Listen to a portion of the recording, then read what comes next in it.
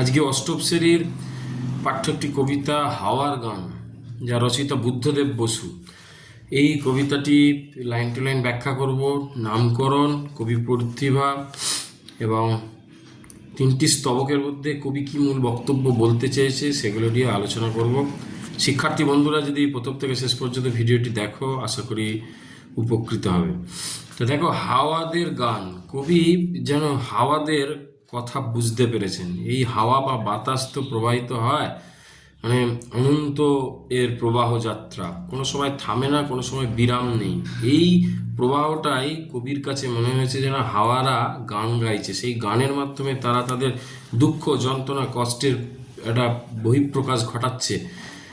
তাদের দুঃখটা কোথায়? তারা 24 ঘন্টা অনবরত প্রবাহিত হচ্ছে, কিন্তু তাদের কোনো স্থায়ী বসতি নেই, অন্যদের মতো ঘর বাড়ি নেই, নির্দিষ্ট কোনো দেশ নেই, কোনো ঠাঁই নেই। এই ব্যথা যন্ত্রণাই কবিতায় সামগ্রিকভাবে তুলে ধরেছে বুদ্ধদেব বসু। বুদ্ধদেব বসু হচ্ছে আধুনিক যুগের অন্যতম শক্তিধর কবি। আমরা এই কবিতার শেষাংশেই ওনার কবি পরিচিতি সম্পর্কে একটু যদি পাঠ করি, কম বেশি জানতে পারবো। 1908-এ তিনি জন্মগ্রহণ করছেন, বাংলাদেশে পরলোক গমন করছেন 1974-এ। তিনি অনেক বিখ্যাত কবিতা, কাব্যগ্রন্থ রচনা করেছেন, তার মধ্যে অন্যতম বন্দির বন্দনা, কঙ্কাবতী, দ্রৌপদীর শাড়ি ইত্যাদি। আচ্ছা, আমাদের এই হাওয়ার গান, তার এই কবিতাটা নেওয়া হয়েছে কোথা থেকে? না, তার শ্রেষ্ঠ কবিতা বলে যে একটি কাব্যগ্রন্থ আছে, সেখান থেকে নেওয়া হয়েছে। পরীক্ষায় প্রশ্ন এলে যদি বলে মূল কোন কাব্যগ্রন্থের অন্তর্গত, তাহলে লিখতে হবে শ্রেষ্ঠ কবিতা কাব্যগ্রন্থ। চলো লাইন টু লাইন পড়ি। তিনটি স্তবকের মধ্যে কবি কি বলছেন? হাওয়াদের বাড়ি রে, হাওয়াদের বাড়ি নেই, নেই রে, তারা শুধু কেঁদে মরে বাইরে। অর্থাৎ তাদের নিজস্ব কোনো বাড়িঘর নেই, এই কারণে তারা বাইরেতে কি করছে? দুঃখ কষ্ট প্রকাশ করবার জন্য কান্না করছে, অর্থাৎ কাঁদছে, চোখের জল ফেলছে। সারাদিন রাত্রির বুক চাপা কান্নায় নিঃশ্বাস বয়ে যায় উত্তাল অস্থির। সে কোথায়, সে কোথায়, হায় রে, বলে তারা পৃথিবীর সব জল, সব তীর ছুঁয়ে গেছি বারবার দুর্বার ইচ্ছায়, তবু নেই, সে তো নেই, নেই রে। কি কবি বলছেন? তাদের এই কান্নাটা তারা সারা দিন রাত্রি বুকের মধ্যে চেপে রেখেছে এবং নিঃশ্বাস বয়ে যায় উত্তাল অস্থির। তারা কি করছে?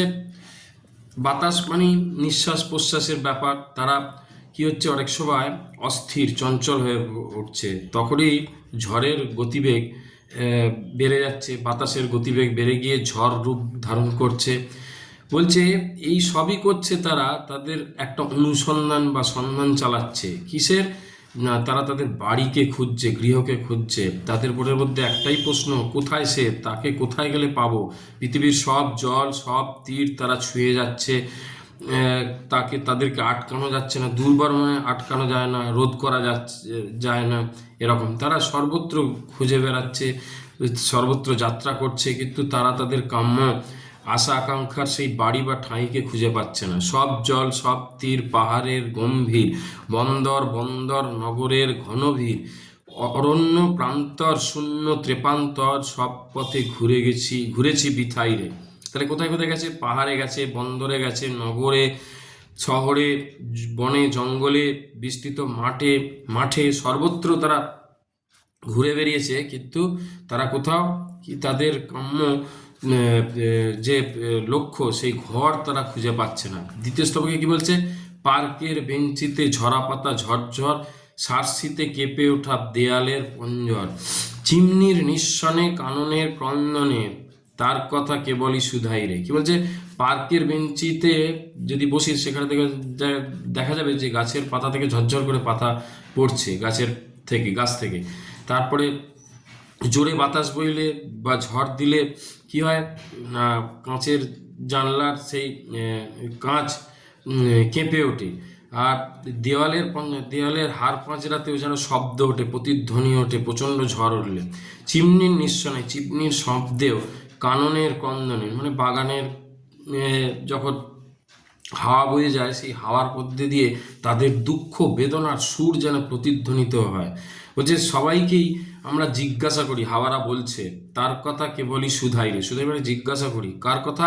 না, আমাদের বাড়ি ঘরের কথা। তেমনই মিষ্টি ছেলে দোলনায় ঘুম যায়, আবছায়া কার্পেট কুকুরের তন্দ্রায়।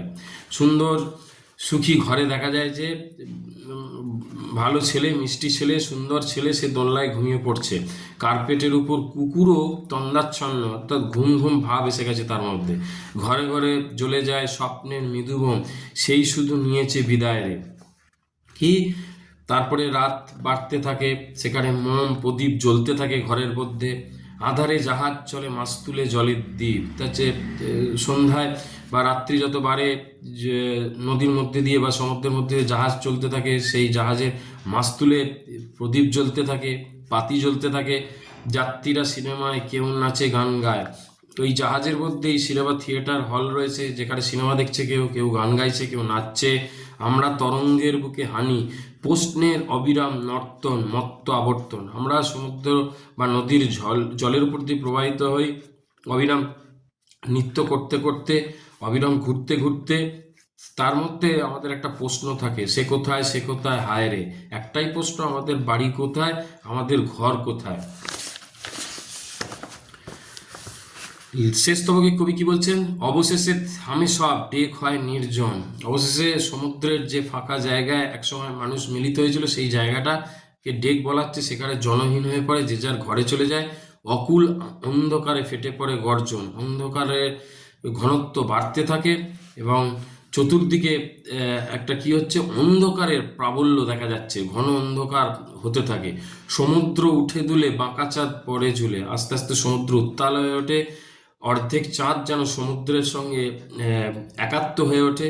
আমাদের বিশ্রাম নেই রে, আমরা অনবরত আমাদের কাজ করি, প্রবাহিত হয়ে থাকি, আমাদের বিরাম নেই। বলতে চাইছেন আমাদের বাড়ি নেই, দেশ নেই, শেষ নেই, কেঁদে কেঁদে মরি শুধু বাইরে। আমাদের একটাই দুঃখ, আমাদের নিজস্ব কোনো যেন দেশ নেই, যেন আমাদের চলার শেষ নেই, আর আমাদের নিজস্ব কোনো বাড়ি নেই। বারবার পারাপার যত করি তবু তার নেই নেই দেখা নেই, নেই রে। মানে নদীর এপার ওপার করছি, সমুদ্রের এপার ওপার করছি, কিন্তু বাড়ি ঘরের দেখা নেই। সময় অন্তহীন অফুরান সন্ধান, সময় যেন শেষ হতে চায় না, আর আমাদের এই সন্ধানও শেষ হয় না।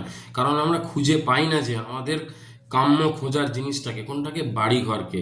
বিশ্বের বুক ফেটে বয়ে যায় এই গান, চতুর্দিকে আমাদের এই দুঃখের কথা গান হয়ে প্রচারিত হয়।